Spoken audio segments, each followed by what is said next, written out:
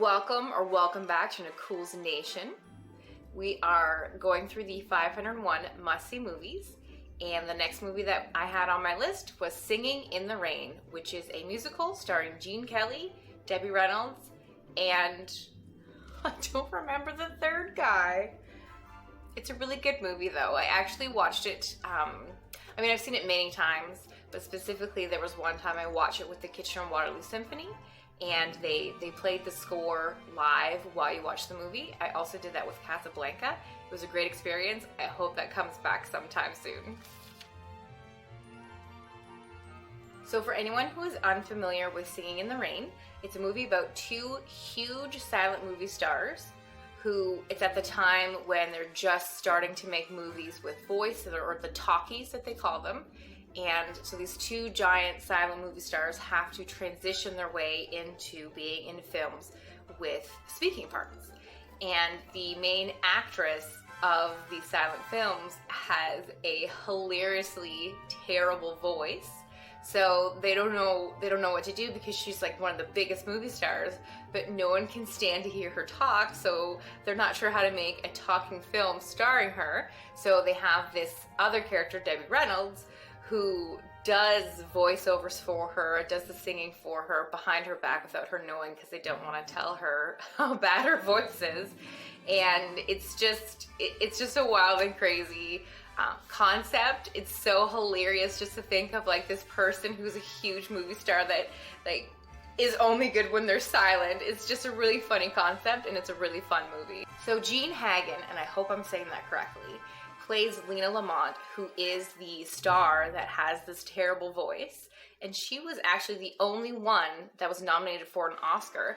And she's the only one that is not on the box, the movie box. So there's plenty of space to put her name. I don't understand why she doesn't get even part of the top billing. She doesn't even get any space on the movie poster or the DVD case, even though she's the one that has an Oscar-nominated performance.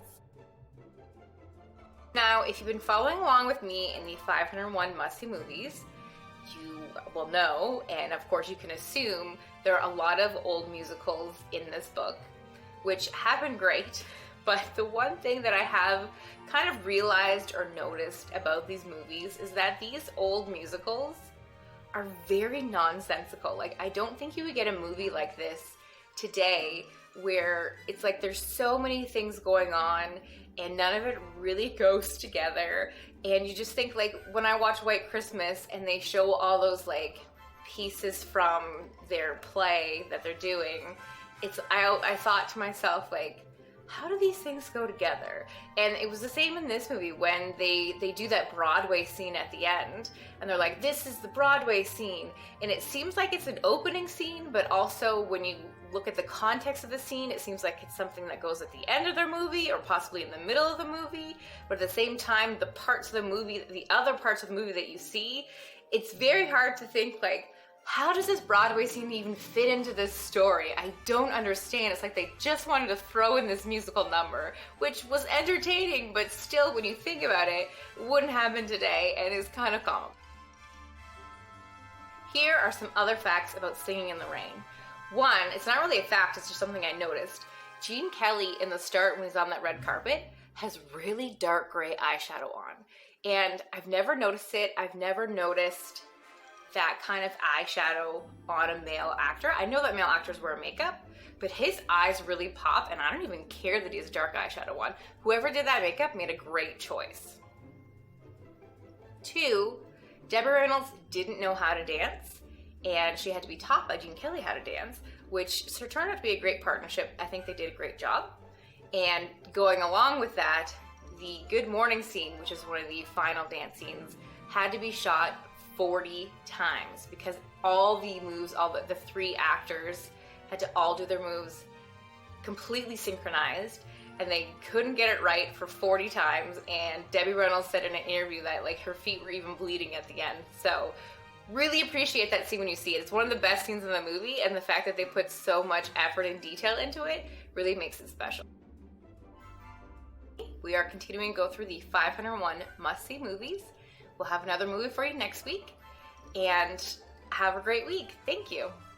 Did anyone else notice in this movie, if you've seen it, that Gene Kelly looks at the camera a lot? Isn't that something actors are not supposed to do? He also, I was thinking to myself, oh, the director should have caught that, but he also helped direct the movie, so I'm wondering if that was why he looked at the camera so much.